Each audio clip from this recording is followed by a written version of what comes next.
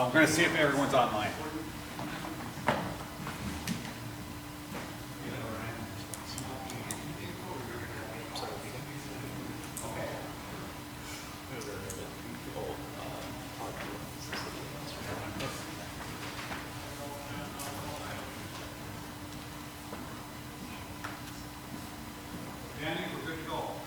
All right. Good evening. Welcome to beautiful downtown Grand Forks. It is August 22nd, 2022, approximately 4 p.m. This is the time and place for the Grand Forks Growth Fund Committee. Item 1, roll call. Crary. Here. Holt. Kwame. Osowski. Weigel. Here. Whitney. Here. Wolf. Here. We have a quorum.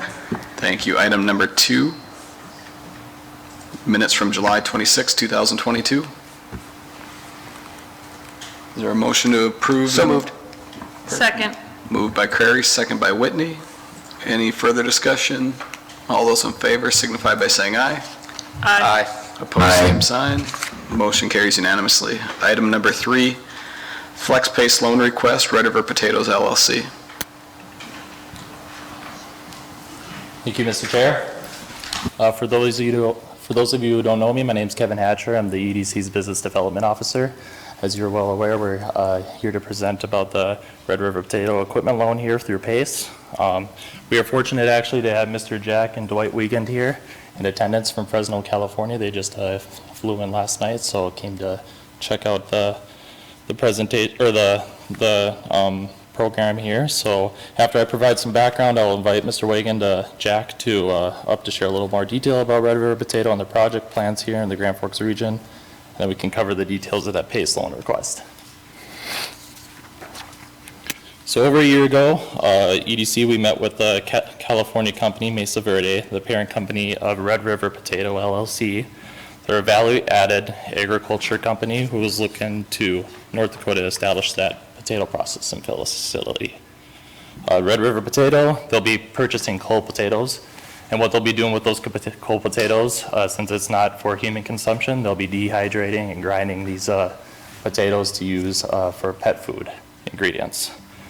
So over the course of the year, EDC worked with this company and recently purchased that old Western Polymer Ingredient building over on Mill Road. And now they're settling into the new establishment and working to commission the facility. The overall project, it consists of purchasing the ingredient assets, building equipment, facility modifications, and purchasing new equipment to support the process. Red River Potatoes will be purchasing some dryers, presses, screens, so forth. Jack will share some of the details of the process there over at the facility. And they have hired 4 employees already and plan to add another 15. So I invite Jack up here to just kind of give a little detail about the program. Thank you. Hi, good afternoon.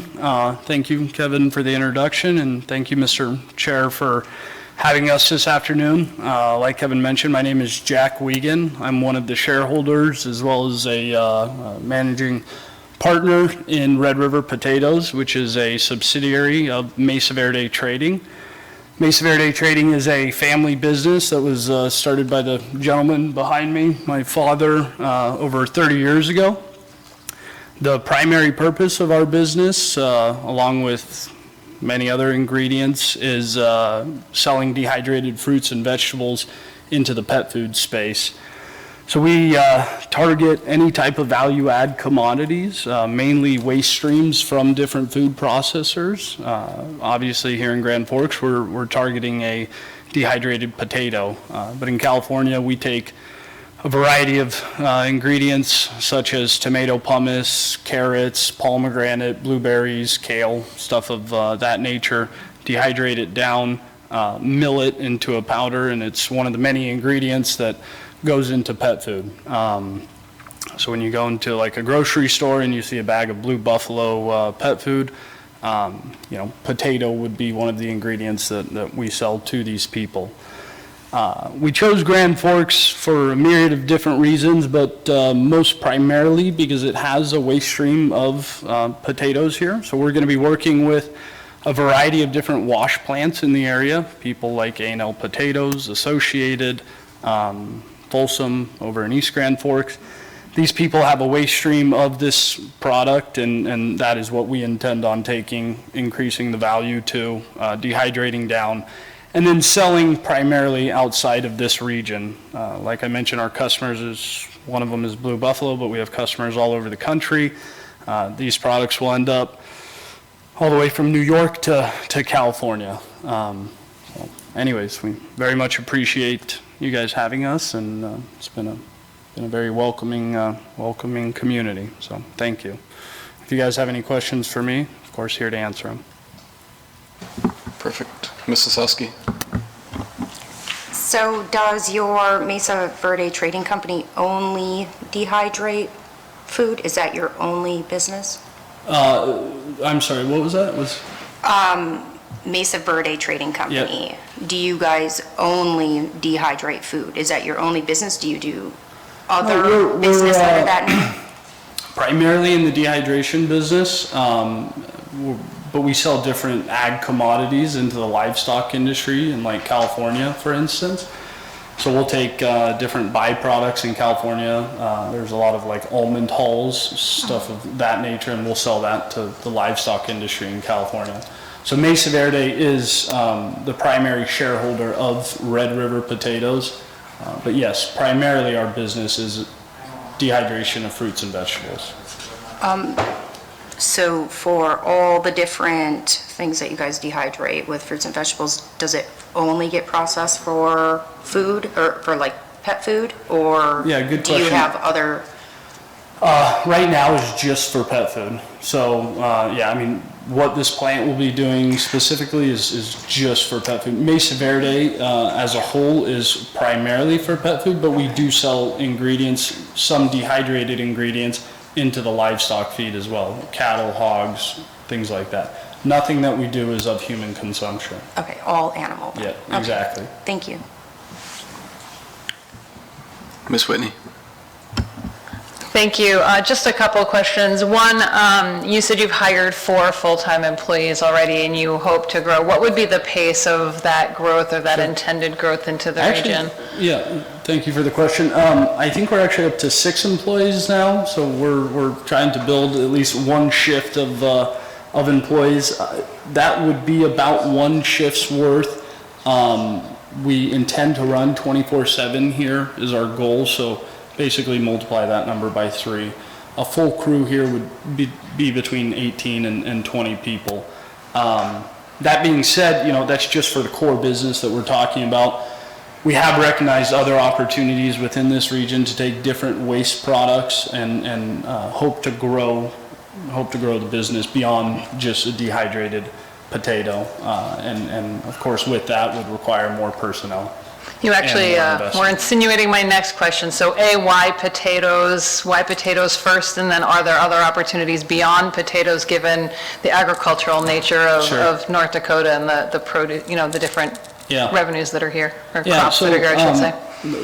Potatoes, for the reason that we're already involved in the business. We have a few facilities around the country. One of them is Oregon, one of them is Colorado, and another is California. So in total, we already have 4 dehydrators across the country dehydrating this potato. We're kind of known in the pet food manufacturing space for this ingredient specifically, and especially for our quality of the ingredient.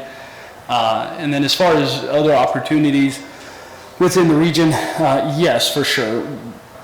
Who knows what that will develop into? There could be an opportunity perhaps in a sugar beet. We know that that's a large commodity grown in this area.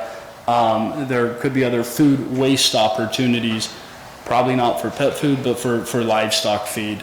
Those are things that are kind of on the peripheral and, you know, not our core focus today. Today is primarily potato. Excellent. Well, thank you, and I'm excited to hear about the opportunity. So welcome to Grand Yeah, Forks and absolutely. for flying in today. Ms. Osowski? Okay, I do have one more question. So today I read in the Grand Forks Herald that no one bid on the North Dakota natural gas pipeline. So if there is no pipeline for natural gas, are you still going to be able to operate your business? Great question. We do require natural gas to operate our burners. Currently we are with Excel. But we understand there is another natural gas pipeline passing through the area potentially in the future. Is that kind of your question? Well, today I read that no one bid on it, so I was just wondering, if... I think Councilmember Oskowski, we always get this confused, but the pipeline that was not bid on is the one coming from the Bakken to eastern North Dakota. So that's probably the billion-dollar pipeline. But the pipeline that did have one bidder from One Oak Viking, that pipeline is coming from just across the border in Minnesota, and it'll come under interconnect underneath the river, and it'll reconnect and to go along where XL already has a line. So that'll add additional capacity. I would suspect with your facility that XL in this area has enough capacity. And that this will give us additional capacity for the next industries that come, because this facility is already hooked up to natural gas. It is. It was in use with Western Palmer ingredient, and so this would be, I think, probably a light natural gas need. Yeah, in the grand scheme of things, it's not a huge user of natural gas. The dryer is, it's not a giant piece of machinery. And we've been guaranteed by XL Energy that the natural gas that we need is already there. Okay, that's great. Thank you.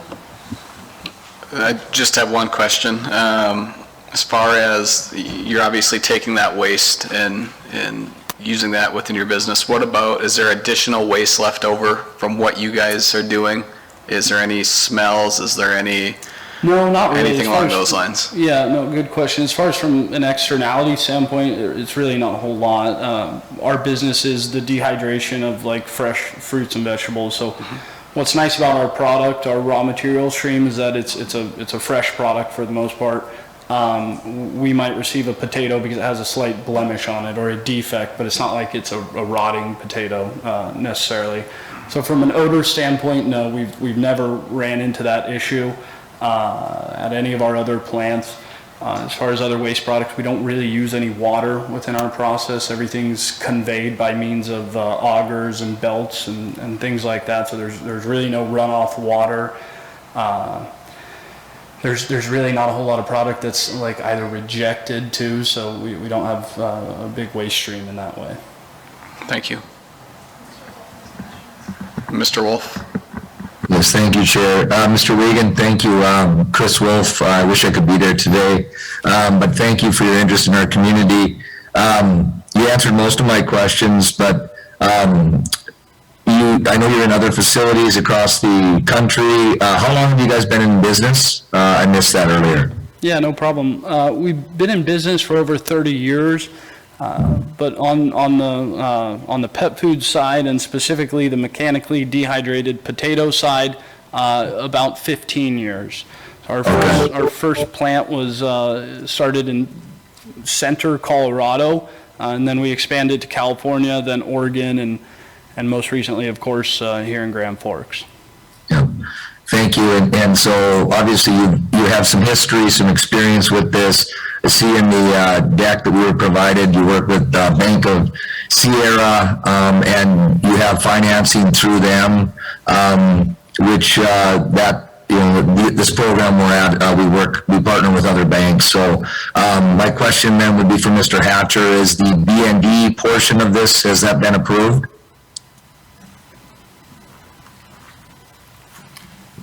Yes, that is accurate. The B&D portion has been approved. Okay. Thank you. I have nothing further.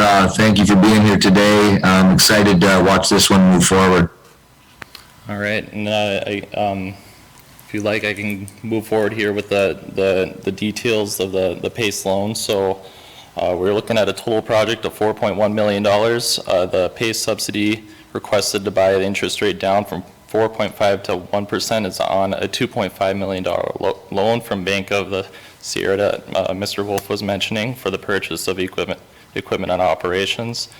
So the portion from the growth fund PACE subsidy would be $80,702. That's that 35%. That would be deferred for 5 years, and then following that would be the 12 weekly installments at 1%. So that would be our request is the authorization for that PACE loan portion. And also I should mention that would leverage Bank of North Dakota's portion of PACE subsidy of $149,874. And also, that would lead to a loan to value on the property of 100%. And then this is also secured through a corporate guarantee and personal guarantees of Mesa Verde Trading, Red River Potato, and then the owners of the company. Thank you. I open the floor for any questions. Any additional questions, any motions? I just want to double check, that's going to be the monthly payments, not weekly payments when it goes Monthly, back excuse into? Like, that'd be a really fast turnaround on those payments, so just double I checking. had weekly on here, and then I crossed it out and put monthly. Thank you, Mr. Hatchin. Thank you. Yeah, I mean, I think it's, or Mr. Chair, thank you. These are, I mean, exactly what we'd like to see. I mean, it's great to see a company that's an established company. I mean, you already have proven operations, taking a waste or a byproduct that otherwise I don't know if it just gets discarded. So you find an extra value added there. Appreciate you guys even looking at Grand Forks, taking the opportunity, and with that, I move approval. We have a motion from Mr. Crary. Is there a second? I'll second. This is Mr. Wolf. Second by Mr. Wolf. Any further discussion? Seeing none, all those in favor signify by saying aye. Aye. Aye. Opposed, same sign. Motion carries unanimously. Thank you. Thank you. On to item number 4, Accelerate Loan Program Requests, True Weather Solutions Incorporated. Hello, I'm Don Birchoff. I'm the CEO of True Weather Solutions. How are you today? Doing well, Don. How are you? I think Mr. Len was just making his way to the podium here. Right, so I was expecting that, but I wouldn't like silence. Mr. Chairman, I'd like to introduce Don Birchoff, the CEO of True Weather Solutions. Hello, Don. Just a few introductory remarks, and Don, then you'll be off to the races. Project before you is a Accelerate Grand Forks loan application for True Weather Solutions. Just want to remind the Grand Forks Growth Fund, some time ago, and Meredith has Ms. Richards has a staff report later on in our agenda that talks a little bit about the program and its origin.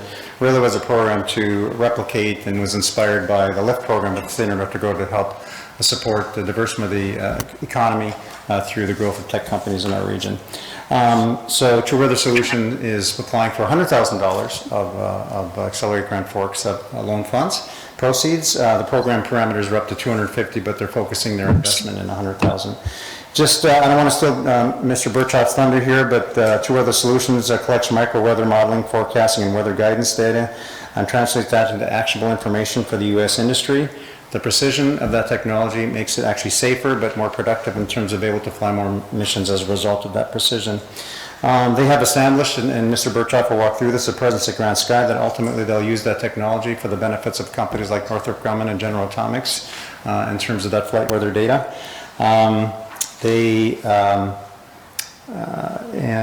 Just kind of walking through quickly here, the total project investment is $480,000. As I mentioned, they're seeking $100,000 Accelerate Grand Forks loan from the Grand Forks Growth Fund. They did receive a $250,000 LIFT loan from the state of North Dakota, and they are injecting $130,000 of equity into this project too. So I think I'll turn it over to Mr. Birchoff. Has been a pleasure to work with, and again, establishing a really important presence at Grand Sky supporting the U.S. industry.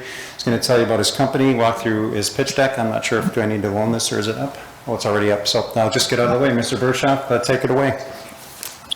Well, thank you, Keith, and thank you, everyone, today for your time. First of all, I'm very proud to be presenting to you today here in Grand Forks. True Weather's been out several times over the last 3 years, more than several times, in building relationships. We have a presence right now at the University of North Dakota in their Center for Innovation. We've hired already a scientist that's working for us out of there. We believe very strongly in your technology and science base, and me as the former science and technology director at the National Weather Service for 4 years, believe very strongly that, everything's in place for True Weather to really tap into some of that science and technology around the UAS industry and what you've done and the investments you have done to really lead the nation in putting out a strategy and a framework for driving drone growth and UAS growth and the economy. So we're happy to be there. My vision is that Grand Forks is going to become really the drone weather operations center for North America and beyond. So what does that mean? Well, basically, we have a weather instrumented drone that our partner Mediamatics in Switzerland has developed.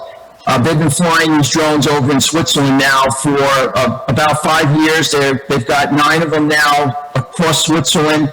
They have a base to them, and we're bringing the first one in North America to Grand Forks. And it's going to be a launch out of Grand Sky. Tom Sawyer has made that commitment, and we have a commercial relationship. With that data, we're going to improve the ability to detect icing in clouds. This is really critical. And so with this meteor drone comes potentially a rollout across the country that we're going to be working on of these drones, and they require an operations center to be able to manage them, track them, and collect the data and improve modeling forecasts. That's going to be the center of what we're doing, but also we're going to be rolling out a micro weather service across North Dakota that's going to be the best in the country by far. We're going to be running high resolution models, and we're going to improve our knowledge of weather that today it's undetectable for drones in the current systems that we have. So what's the problem we're solving? Basically, we're going to be flying drones that don't have a pilot on board. The pilot has been the best weather sensor ever on an aircraft. We have a vast amount of unknown information. We have lack of information in the low altitude, and we've been able to get away with that because we have pilots on aircraft. If any of you have ever flown a GA aircraft or a helicopter, you know that weather will surprise you all the time, and that's because we don't have enough measurements. This drone is going to give us an unmatched capability to collect data that we haven't had today above the ground. Take that information, put it into a forecast, and it's really going to significantly improve the understanding of what the atmosphere is doing, which is going to make it much safer for beyond visual line of sight for drone operations, as well as advanced air mobility. And the icing piece is really important because 30% of the missions that are flown today by Customs Border Protection are canceled or delayed due to icing forecasts. We know those forecasts aren't very good. We know we're grounding them unnecessarily. And we're going to get back with this drone. We'll be able to fly it in icing and fly it in icing and see if the icing really exists. And if it doesn't, we work the forecast and get them flying. We think North Dakota is the best place for this type of proof point, and we believe we're going to be able to demonstrate that and roll this out across the country beyond just icing, also collecting data about clouds, visibility, and things today that are a mystery in what's happening out there. So the other point I want to make is even manned aviation today. 30% of flights that are canceled or delayed due to weather could have flown. The reason they don't fly is because we have uncertainty about what's happening in the atmosphere. True Weather is focused on closing those low altitude weather gaps today that we see by using novel weather sensors, and the drone is one of them, but we're also rolling out other capabilities in Hampton, Virginia. We have several NASA test beds. We have a NASA test bed for scanning wind lidars, and we're actually bringing companies to North Dakota that might be interested in building these new technologies. In fact, the company Metro Weather out of Japan that's building the wind LiDAR is going to be visiting Bismarck in the second week in September to talk potentially about setting up operations in North Dakota. And this is True Weather's pull. Because of our comprehensive ecosystem for weather, people respect us, and we want to come to North Dakota because we see this as the best location to set up this part of the business with Grand Sky. So what's our focus? Our focus is on low altitude weather. It's addressing the micro challenges, the edge cases where weather is uncertain enough where you can't fly if you don't have more data and you're grounded unnecessarily. We want to get more flight time for these drones, and we want to prove it in North Dakota. We would like to roll out more meteor drones, Tom Sawyer and us, across North Dakota. Our next target is Wofford, Royston, in that area. We are able to take this new observation data and this new data and quickly plug it into our API. This is our interface here that you see on the screen. We have a product today. We're going to have $2 million in revenue this year. We're selling our services already for our high resolution weather data through a SaaS product.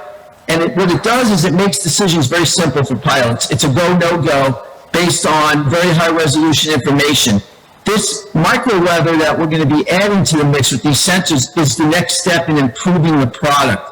And what this is going to do, it's going to allow us to see things you can't see today and protect the airframe and protect the airspace in what we call detect and avoid. Detect this weather before it happens or when it's happening and avoid it. We also have a very strong meteorologist corps, and we're looking at hiring meteorologists out of the University of North Dakota. You have a very strong atmospheric sciences department, and we see this as a pipeline into our company, and we want to keep them in North Dakota. We want to keep those jobs in North Dakota. In terms of our competition, because of what we're doing extensively, we really have nobody like us in the space right now. We've gotten a couple of letters, I think, that have been submitted with this package. One is from ATA, who is starting to roll out UAS information for states to manage public safety and drones. They've said how impressed they are with what our capabilities are. We also have a company called Resilient, who's our partner, that we've submitted a letter. And basically, there's very little competition in this area that we're in because we are a new company. We've built modern software systems. When I say new, less than 5 years, really focusing on this area. And we've got the knowledge and the technology to roll this out. These are our partners today, very strong partnerships. We're going to recognize some of these companies that are out there in the industry today that are using our services. NASA, we have, like I say, Grand Sky, talking to General Atomics, Custom Border Protection.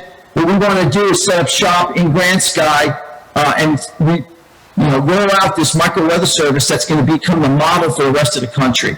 Once we start showing what these sensors can do, once we start demonstrating the value to the end user, once we start generating that revenue and getting more flight time, other states are going to want it. We want to build out this entity from Grand Forks.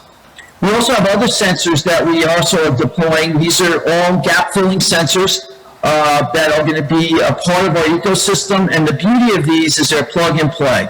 Most other companies today can't do that. They can't plug sensors in to their APIs or their back end as simple as we can.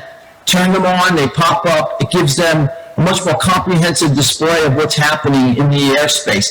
And our modeling here is an example. On the left is what the free government data resolution is. On the right is what we're going to see in North Dakota. This is actually a view from Blacksburg, Virginia, because they have mountains there, and I enjoy seeing the mountain effects. But imagine the western part of North Dakota where you have terrain.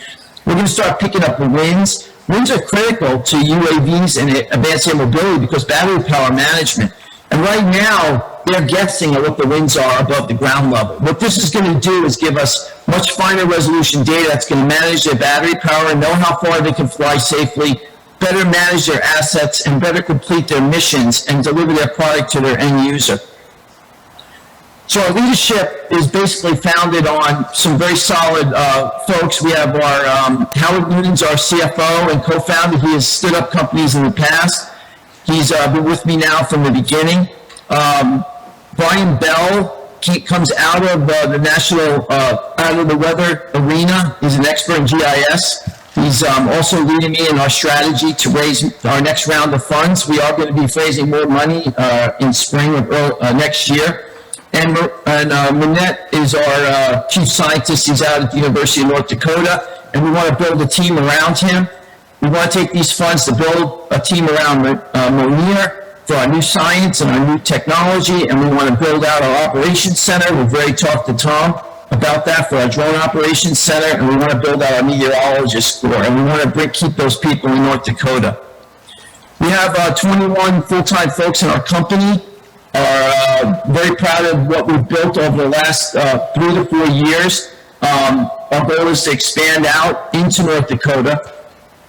You know, as you know, weather is a factor in North Dakota, and I like weather, and that's why I like North Dakota. Most people don't like cold weather or hazardous weather, but for true weather, it proves our products. It shows people what we can do.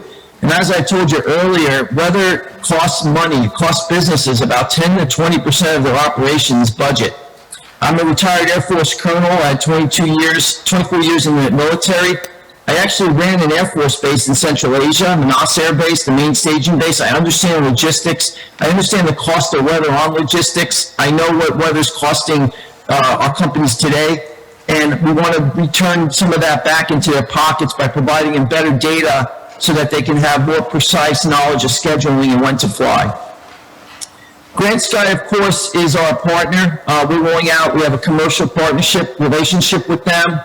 We're going to be bringing out our 1 kilometer resolution model and our services together. We have a shared revenue arrangement around that. Grant Sky is going to be helping us market this product through their channels, and working with Tom Sawyer, we believe that this is going to become the example for weather services for drone and air taxi operations around the world. So our roadmap is we continue to get our sensors out. We got a bunch of sensors now that are plug and play. We upsell that service. We're coming out with an alerting capability here shortly. In fact, it's about ready to hit the button. This is really important because it gives end users the knowledge of what's happening without having to look at a chart. We're going to roll out our advanced weather workbook here at the end of the year, early next year with Tom. It's going to be really dedicated to drones and air taxis flying in North Dakota. We're going to be focusing on General Atomics, who just got the new Predators, and also the other customers, Custom Border Protection out there, and then moving towards the smaller drones. We've been talking to Tom at Insight and other smaller drone operators that are working with Vantis. We are plugged into Vantis in the test range. And we are working with them to add these services as a supplementary service to all the great money that was invested in your radar systems and your detect and avoid systems across North Dakota. We're going to break even as a company, by the way. We're going to actually be at break even by late this year, early next year. I think that's important. We're out of the risk area in terms of our company. We are generating revenue, and our books look pretty good right now. We're going to close the year with about $520,000 in the bank. With revenue generating, we just closed 2 deals for, we're going to have about $500,000 in repeatable revenue in the books for the next 4 or 5 years as just recurring revenue, and there's other opportunities like that. I can't talk, but we're working with a major drone company here in the United States that's supporting a major retailer, and we're tying our weather data into their system now, and they recognize that what we're offering is what they need. They actually fired one of our competitors because they weren't giving them exactly the granularity required for their mission profiles.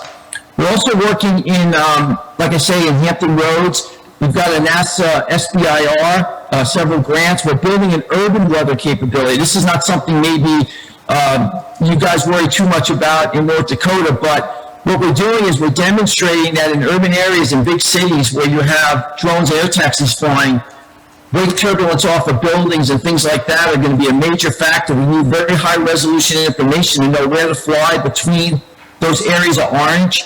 We're building that service right now. It's called a Wind Hazard Information Location Service. And this is going to be, this is what Monier is actually working on at the University of North Dakota with us. And we're going to be commercializing these products in 2024. And that's going to become a greater revenue generator for us. And we're going to continue to push the limits on new science and technology as we go forward, using North Dakota as one of our bases. These are our active clients: Thales, paying customer; Bell Helicopter, paying customer; One Sky, which is one of the larger unmanned area system traffic managers. Of course, we've got Grant Sky, several states. NASA is funding us for 3 projects and also buying our data. So we are an established company that's looking to grow, and we want to grow in North Dakota. So just to give you a quick recap or trajectory, we are going to do almost 5 times revenue over last year. That's our growth this year. And this 1.8, I just briefed my board last week. We think we could do 2.1 million this year. I've upgraded this. How many small businesses actually will even go on the record of saying we might actually beat our targets this year, even with 5 times growth? We also got many grants, and we're working many projects with the Air Force. We have an AFWORKS project with Grand Forks Air Force Base. We're working with the wing there to prove out a new Weather Scout drone. We'll be flying it out there for testing. It's a payload that would go on a drone that could see icing and turbulence at standoff distance from a drone. And this is going to be built, and if possible, we'll move to a phase 3, and I would like to get General Atomics potentially to participate in a phase 3, because we believe this payload will go on a lot of larger advanced air mobility drones in the future that will be flying heavier lift cargo between regional airports in northern climates where icing is going to be a problem. And we want to, again, get ahead of that problem. I'm leading the standards development in the United States under ASTM F38 for weather. The FAA has accepted our ideas about how to move away from certifying instruments for weather to data performance standard, which is huge. And we're working with NASA now to get those policies tested and collecting data. And some of that work will be done out with the test range. And we've been implementing this sensor plug and play. And just to give you an idea of what this video drone looks like, this is the drone that we'll be flying at North Dakota starting in October. I'll ask you, Tom Sawyer, I'm sure would bite you out. We're going to be, this drone will fly to 17,000 feet eventually at Grand Forks. It will fly several times a day at a minimum. It could fly up to every 90 minutes, and it's going to be collecting data that we just can't get today to help fill the gaps in our knowledge to get more flight time.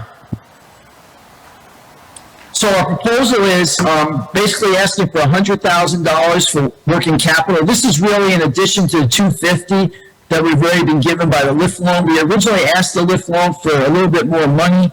We want to keep our plans on track in North Dakota. We are investing some of our own money out there in development. We are hiring folks. We've already hired the chief scientist. We're working actively to hire meteorologists. But what we want to do is we want to grow out our folks out there, start setting up this operations center in 2023.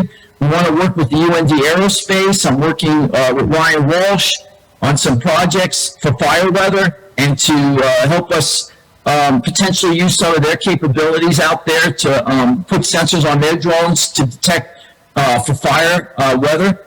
And then eventually keep growing this out. I think we'll have up to 25 people out in North Dakota by 2025 and out in Grand Forks. That's our goal right now, and I feel very strongly about it.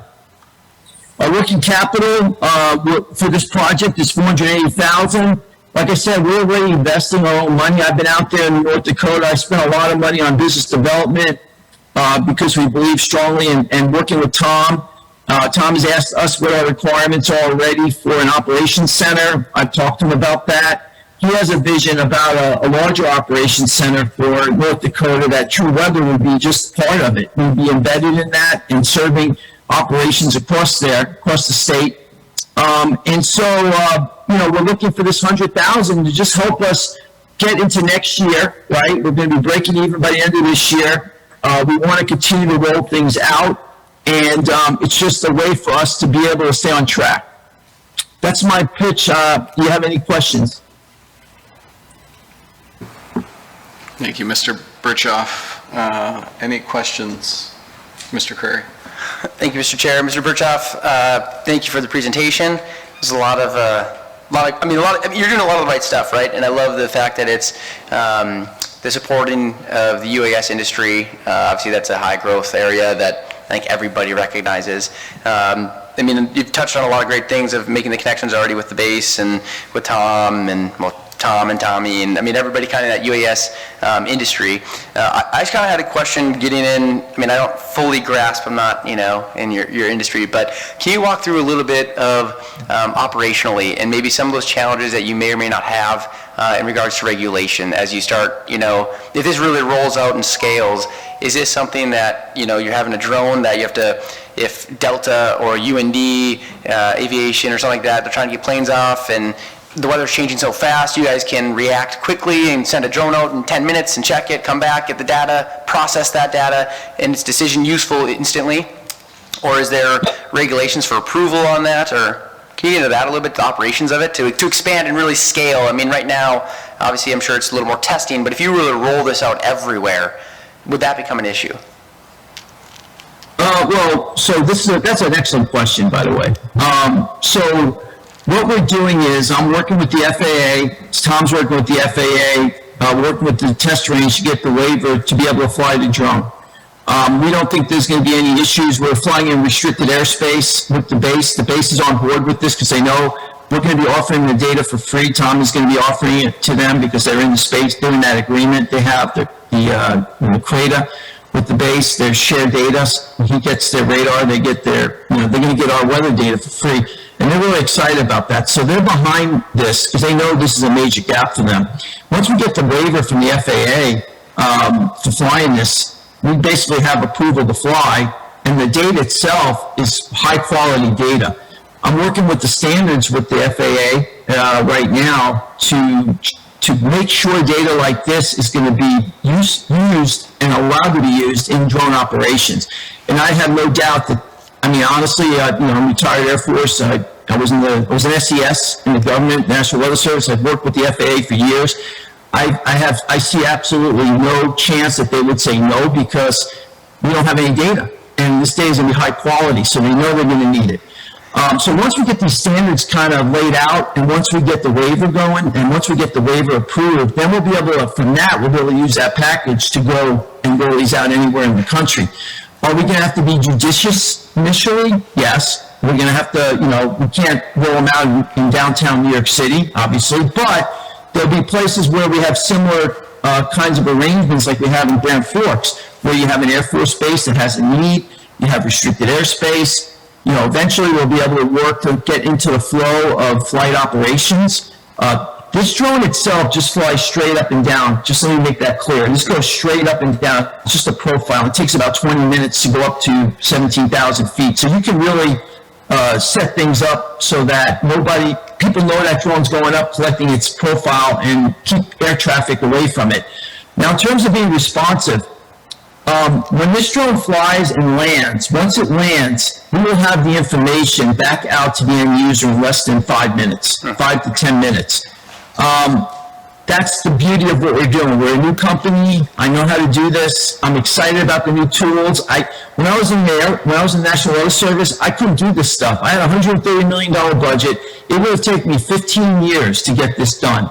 And the reason I left the Weather Service is because I saw all the science and technology that was trapped that we couldn't get out. And I saw this industry and I said, we got to get this stuff out because otherwise we're going to hurt the economy, we're going to hurt this industry. So yes, we will be able to turn that around quickly. And that's the goal, is to be able to turn data around quickly. And by the way, you hit something that may have been missed by others. Yes, we can support general aviation with this data. We can support your pilots and your training that's going on at UND in your southern area south of Grand Forks. This data is fungible. It's also going to support agriculture. It's going to support renewable energy or other types of energy generation. Remember, this data is something we've always needed. We just never had it. And now I'm using the drone industry to build a business case to justify it, and then this data can be repurposed to improve other forecasts. Thank you. So one follow-up question to that, and I appreciate you getting into it. It makes a clear picture for me. To follow up on that, so it seems, taking it at face value, the data is good quality, is decision useful. So that leads into the next question, which you touched on briefly, is the standards. So do you see any concern about an industry that has relied on standards, and I don't know when they were last updated, but now you're providing, granted it's better data, but will the big players will the new data, will they act on it to get flights out there? Or will there be, do you see any hesitancy from the FAA or the end users that although your data is better and you want those standards to change, they're still reluctant to, you say, we think there's going to be ice based on the old models, we wouldn't fly. And now with this new data, it says we can fly. Do you think that the FAA or the end user, there's still going to be hesitancy there to be like, well, are we going to trust this with people flying in the sky? Or has there been any pushback or any questions on that at all?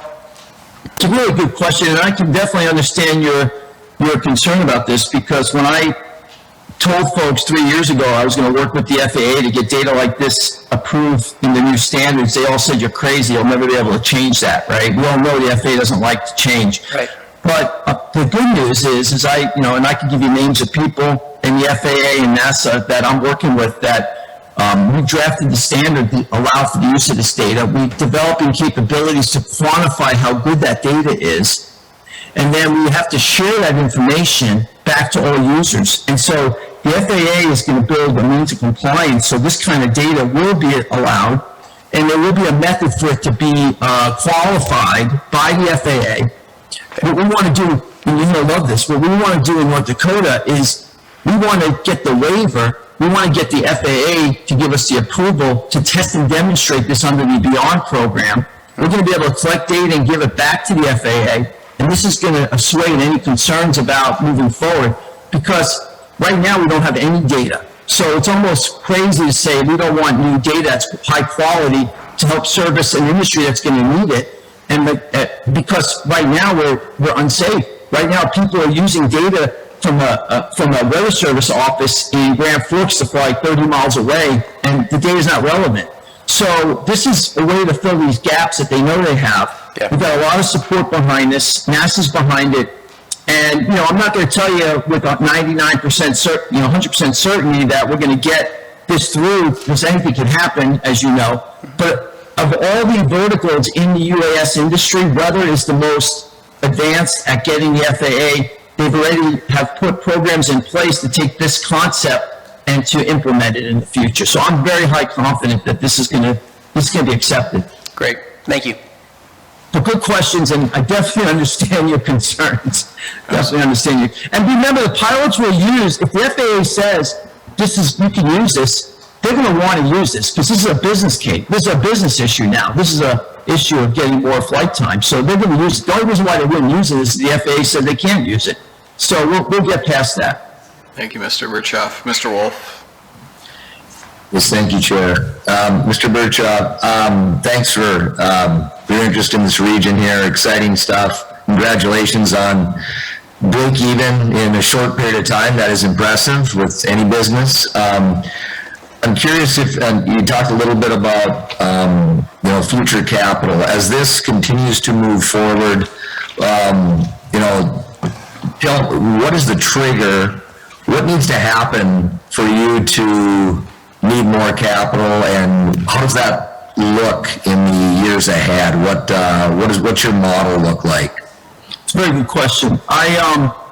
So I've made a conscious decision in the last 6 months. When I started this process, everyone thought I was a little crazy because we have weather data on our apps, and from the weather service, like, who's ever going to buy your data? And I tried to explain to them that data's not that good, and that we would be fusing these data sets in a way that would focus on an end user in the drone industry and really simplify their decision making, and it would help them make better decisions. What I also knew is that we had to get these gaps closed with real data. There's only so much you can do with models if you don't have real data, and right now that's where we're stuck. So I always knew I wanted to get out and start getting these sensors out, but I never knew if I wanted to become an owner of sensors and an owner of the data. So in the last 6 months, actually say the last 3 months, I made a decision that we are the company that's going to be able to get through this and start raising money to get sensors out. And I'm going to just tell you guys something that, I prefer it doesn't get out far and wide, but we're working with a major tower company here in the United States that is interested in using their towers to put weather sensors on, because they're recognizing the importance of getting better weather data for the drone air taxi industry. And they're looking at bringing us in as a preferred partner to start a proof of concept and maybe even fund the project on how we can use their towers to start getting out these wind lidars I was talking about in Hampton out to other areas of the country. A wind lidar, just so you know, it's a scanning device that has laser beam that looks up and it sees dust and particles moving in the air, and from that it can back out the winds. And so we don't have any ubiquitous coverage of winds right now. We're blind.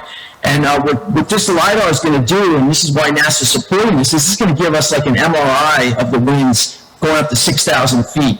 And that's going to help us in urban areas as well as in areas where you have high traffic corridors. So they're interested in this with us. This is one company. We also have another cellular company talking to us. And so I'm starting to believe that, and I briefed the Utah legislature on Thursday about bringing these types of sensors into the valley of Salt Lake City, Valley for corridor operations. And I'm starting to believe that what I want to do is I want to start investing in sensors and owning the data. And then, of course, we have all the tools to take that data. We've built that already. And then, so that's kind of where I'm heading. And then we want to also be able to scale from a business development perspective, right? Because we've done a lot of this, I have a lot of networking and a lot of connections I have, and we've built ourselves pretty deeply into the root system of the UAS industry. But now we need to start getting out there and closing deals, right? And closing these data deals. So that's my plan. And I'm thinking about, raising that money for the spring. And right now I'm thinking about what the valuation might be and how to do that. Thank you. I appreciate the additional information. I don't have, you do a nice job with Mr. Crary explaining some of the technical things that I was struggling with, but thank you. I don't have anything further. Ms. Whitney? Thank you. I don't actually have any questions for Mr. Birchoff, but before we vote, just make it known, I know Mr. Birchoff noted that True Weather is a tenant at the center. I don't benefit personally by his being there or by this particular vote, but just wanted to make that known for the record. Thank you. Thank you. Mr. Lund? Mr. Chairman, maybe for your benefit and Ms. Osowski's, a little different process and procedure here. In the past, when we set up the program, we had sort of landed on a process whereby this group would meet sort of just focused on the application at hand. The reason why we did that is because we had gone through the EDC, it came here, you had the presentation, you may or may not have had additional questions, and you may or may not hear as well. But then at that point, some additional due diligence was done, and so it was an opportunity to come back to this committee. And I guess at the encouragement of many, and in particular Mr. Phelan, we backed that up a little bit, so I wanted to tell you a little bit about some of the investigation that we've done. So one of the things that we've done, sort of in between the two steps that I just described, there was a credit check then, sort of an enhanced credit check, and we had done that with the EDC, checking sort of a background and enhanced court searches for criminal background, and that came back completely clean. Mr. Birchoff is ex-military, didn't expect anything different, but nevertheless we did that.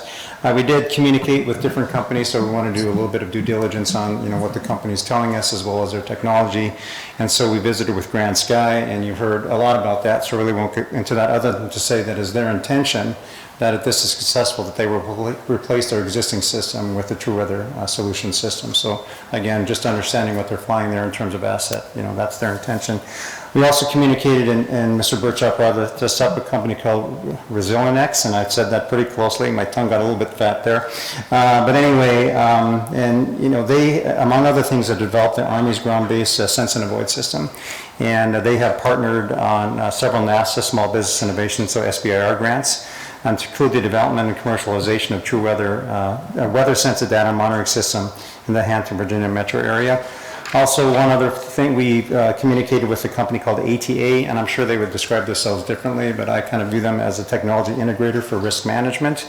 And they purchase True Weather Solution software as a services, and have partnered on several proposals to bring the weather sensors and services to Virginia's Flight Information Exchange. The intention is to create a common operating picture of drone operations for local and state governments. So I guess from the work that, the background check that we've done and communication with other companies that have been partners with and have purchased their technology, feel like there's a good foundation here for growth. So just wanted to share that. I guess at this point, and maybe Ms. Richards would say it as well, but obviously if there were additional questions that you had, you have some options here. If this makes sense to you in terms of investment, you certainly can make a recommendation and move that forward. If you had some additional questions that you wanted research or from the company or from us to do, we can come back to you at a later time and answer those questions that you may have. So at this point, I'm sure Mr. Birchoff would be happy to answer any other questions you have. I would be as well, and I'll turn it over to you, Mr. Chairman. Thank you, Mr. Lund. Any additional questions? Any motions? Anything along those lines? Mr. Wilson. Yes, Mr. Chair. So a question maybe for Mr. Lund then, since we're at this point here. Have there been conversations with the structure of our program? And I'm in favor of an investment, but what is the structure that we've discussed? Mr. Chairman, Mr. Wolf failed to go over that, and so I think I'm answering your question, Mr. Wolf. The program as we have established with the parameters are, again, it mirrors the LIFT program guidelines, and Mr. Wolf, when I'm done, please tell me if I haven't answered your question specifically. It's a 60-month loan, interest rate 0% for the first 3 years, 2% for the second year. There's a balloon payment at the end of the 60 months, so the company could obviously refinance and pay that off or pay it off directly. There's a security through a corporate guarantee and a UCC filing on company assets, so you have that leverage, but no personal guarantee. Again, it's a program, and this does go a step beyond the LIFT program. The LIFT program has no collateral. We have chosen to take a little step further and have a UCC, which is a filing against assets, in case of a bad day. But nevertheless, it's a program that's intended to be just a little bit beyond the equity stage, but almost look and feel like equity for a period of time with the company supporting their growth. Mr. Wolf, was that your question? Yes, it was, and that would be in line with our standard, I don't have that in front of me, but basically the policy that we've been working towards. Is that correct, Mr. Long? That's correct, Mr. Wolf. Yeah, thank you. With that, I'd motion that we approve this and move it forward at this time. I would second that. We have a motion by Ms. Whitney, a second by Mr. Wolf. Any further discussions? Seeing none, all those in favor signify by saying aye. Aye. Aye. Opposed, same sign. Motion carries unanimously. Thank you, Mr. Birchoff. Well, thank you, everyone. Really good questions. I'm looking forward to working within your community and even with you. So thank you very much. Thank you. Moving on to item number 5, Accelerate and Startup Loan Program Discussion. Ms. Richards. Thank you, Mr. Weigel. As we just saw here, we have a request now for another $100,000 loan from the Accelerate program. And so, as you know, the Accelerate program is one of 2 high-risk loan programs.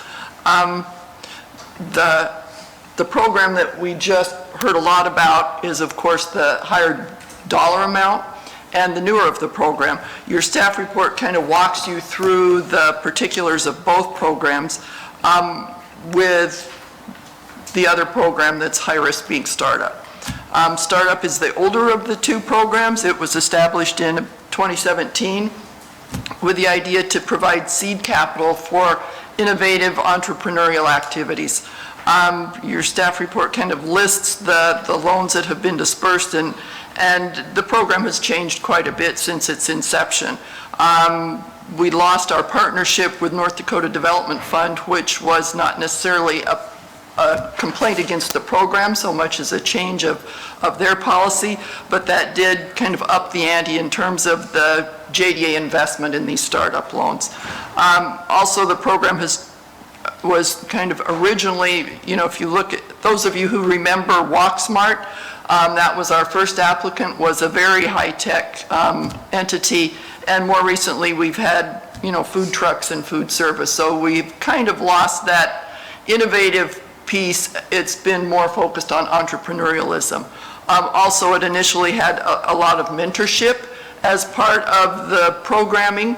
Brandon Baumbach was a big supporter of this, and he had a key role in that mentorship, and of course with his departure from the EDC, that has been lost a little bit. So as you can probably guess from my comments, we're looking at ways that this program should maybe be revised or repurposed. Accelerate, certainly newer, high risk, and I guess higher risk in that the money goes out in bigger chunks and has a very long payback, but certainly hits that idea that we're trying to invest in the tech field and grow that sector of our economy. Both of these programs have caps associated with them.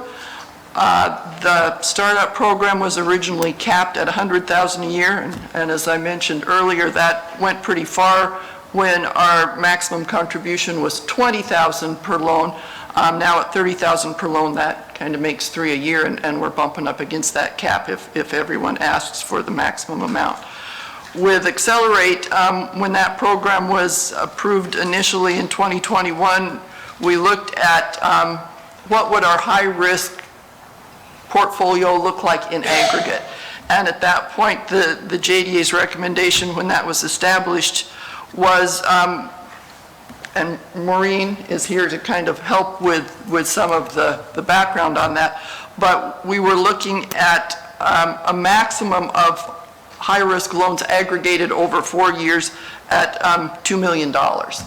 So even though we're not close to 4 years with what we have in startup, and if with your recommendation to approve 100,000 to True Weather, we have effectively reached that cap.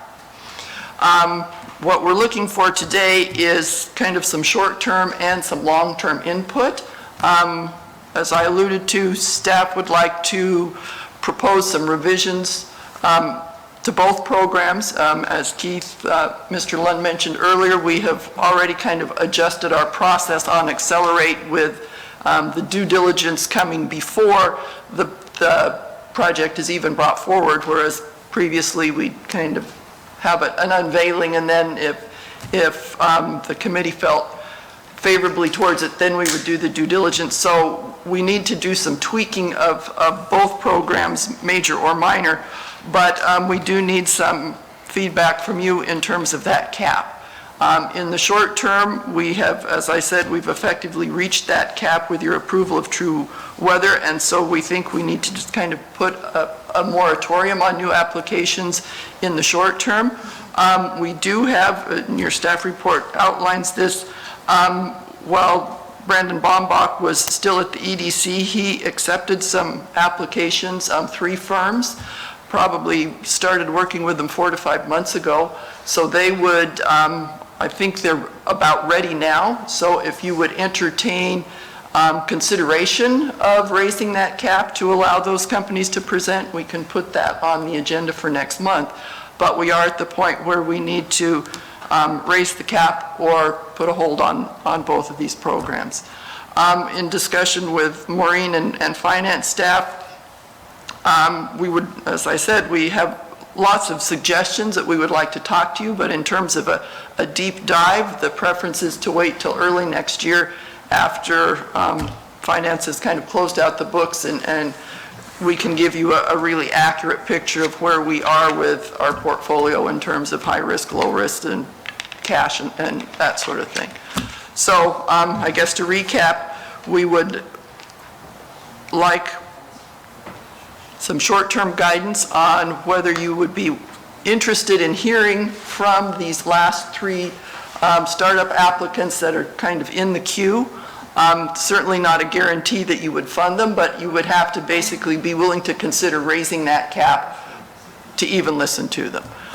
If you're not comfortable with that at that time, we can kind of enact that moratorium a little sooner, but that's kind of where we are. The cap has effectively been reached, and we need to figure out what the way forward is in the short term, with the idea that come early in the new year, we'll have up-to-date data on cash portfolio to really kind of do some deep dives into where we are and what the committee and then the growth fund is comfortable with in terms of a high-risk portfolio. Thank you. Ms. Whitney?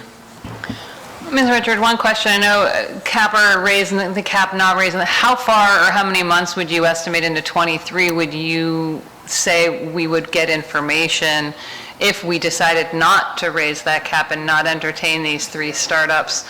You know, how many more months, I guess, would be one question, would we be looking at if those businesses have already been waiting 5 to 6 months and we didn't know that we were this close? What does that look like from a timing perspective?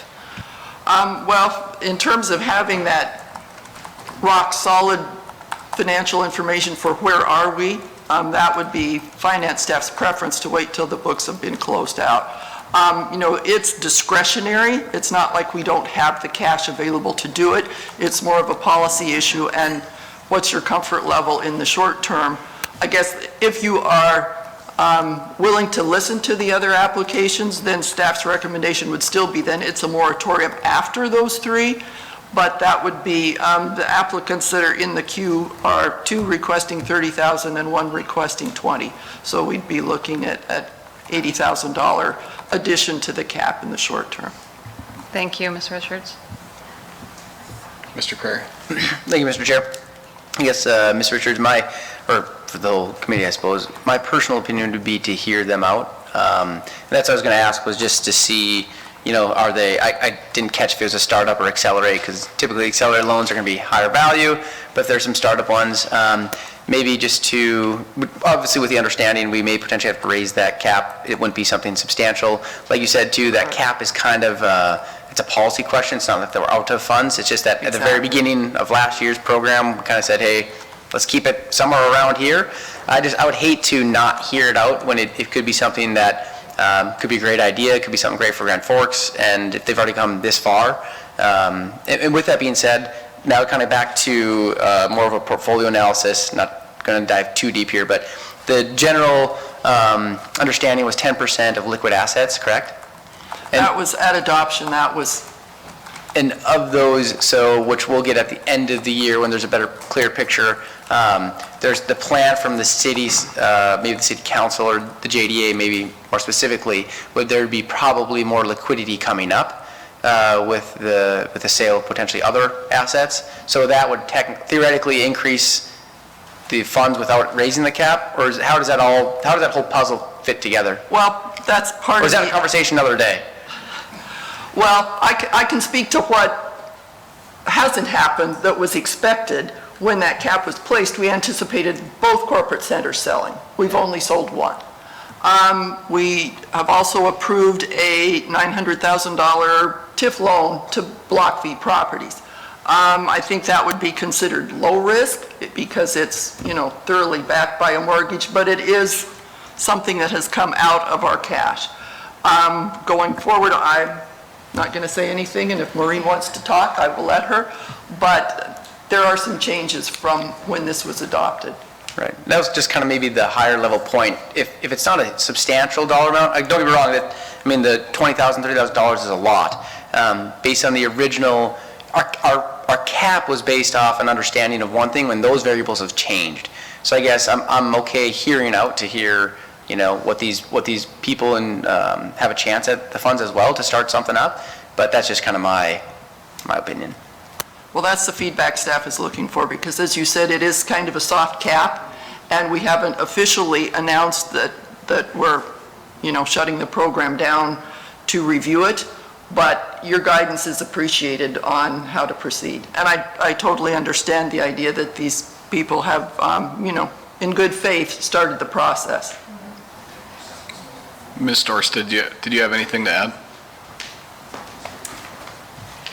Thank you, Chairman Weigel, members of the committee. Meredith has handled the questions very well. We just basically wanted to notify you that we are, at that cap, and just more for your knowledge. And Ms. Richards has explained some of those reasons of just timing of things. And I think we are looking at, over that time period, we would grow it to the 2 million. Well, I guess it's probably a good issue because this program's been very successful and we've had a lot of applicants come forward, but we did feel it prudent to bring it forward to you and want to just take another deeper dive into it when things get closed out for the end of the year. And I'd probably be looking at February, March, and we can come back with some input on that. Thank you. Ms. Whitney.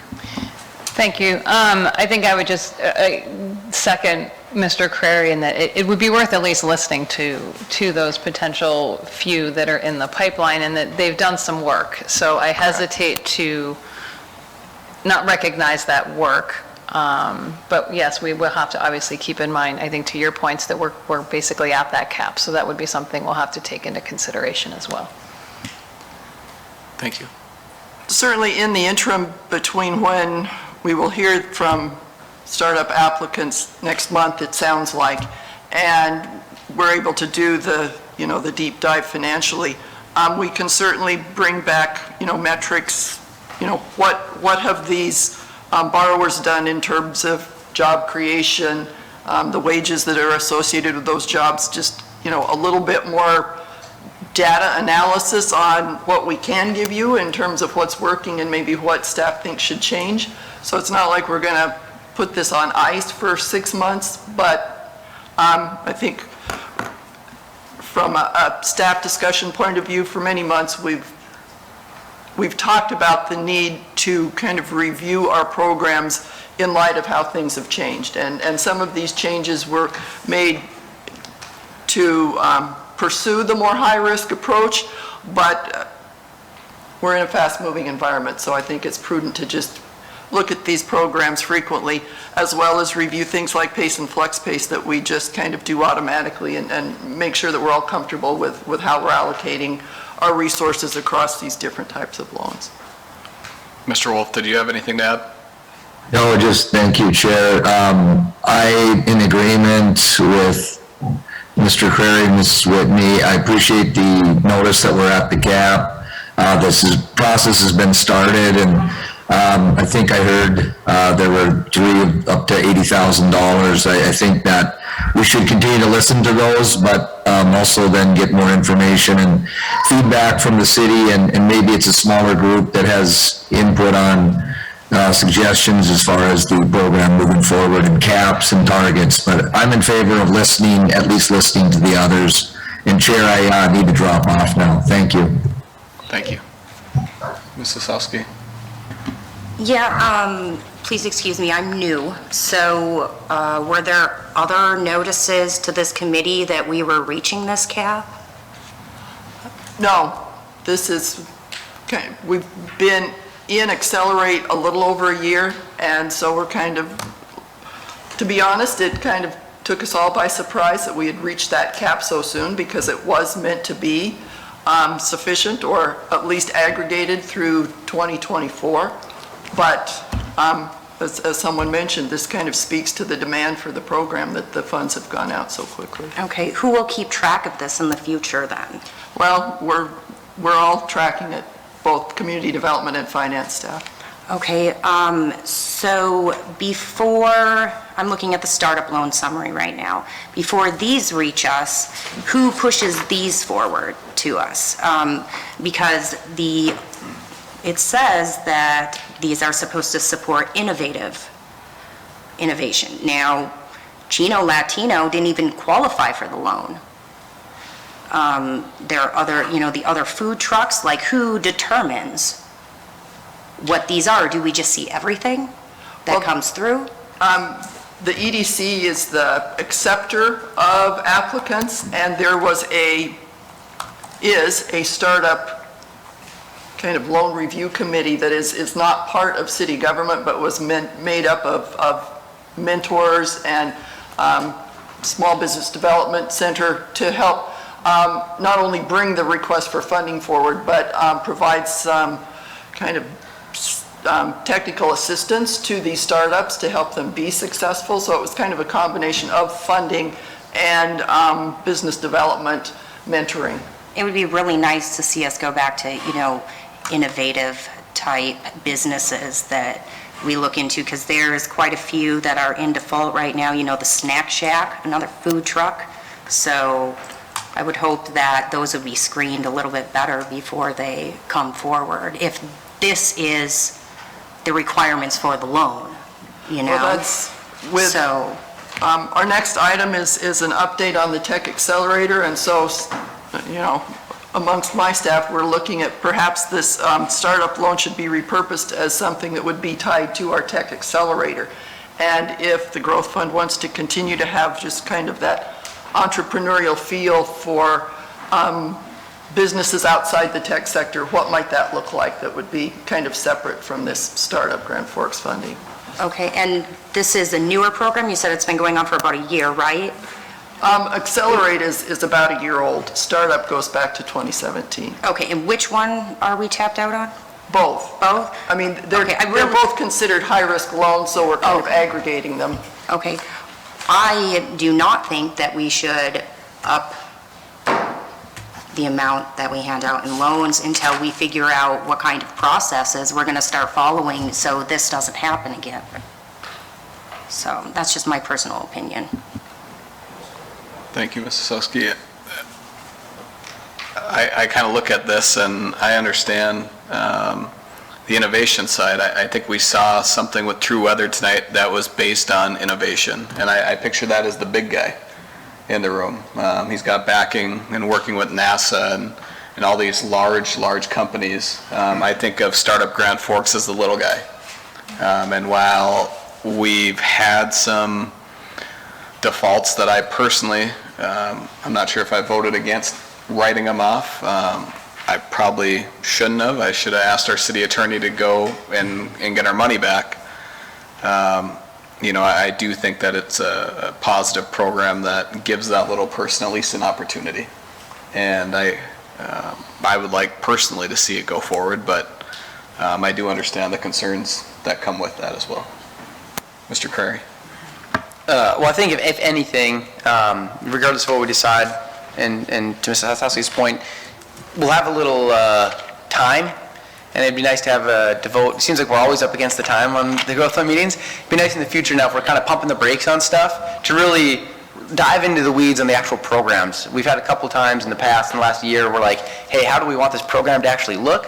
I think maybe let's take the next couple months then, if we're starting to pump the brakes a little bit, to really dive into these programs and tweak them, so then there's a little clearer picture on, hey, what does qualify, what doesn't qualify, a little more of a pre-screening going on. So I think we have a good opportunity, I think, going forward over the next 5 months or till Ms. Sorsted said, maybe February or whatever it might be, to really hone that in.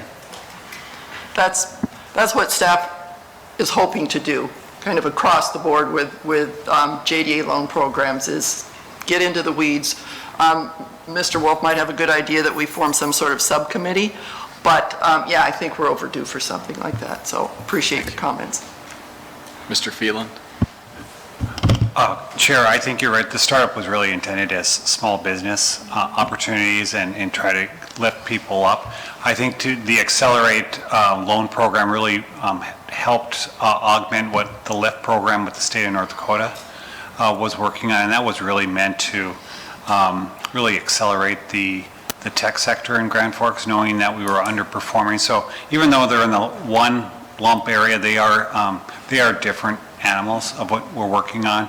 And so I think number one, I think the Accelerate loan program is really tied to LIFT. I think it's important for us to start reviewing it, because at the next legislative session, Grand Forks will be promoting the state of North Dakota to invest more money in LIFT program, which will mean Grand Forks will have to likely again match some of those. So I think we should get our hands around that, so when we ask the state to invest in money, because it'll come back to you folks of asking for those cost shares.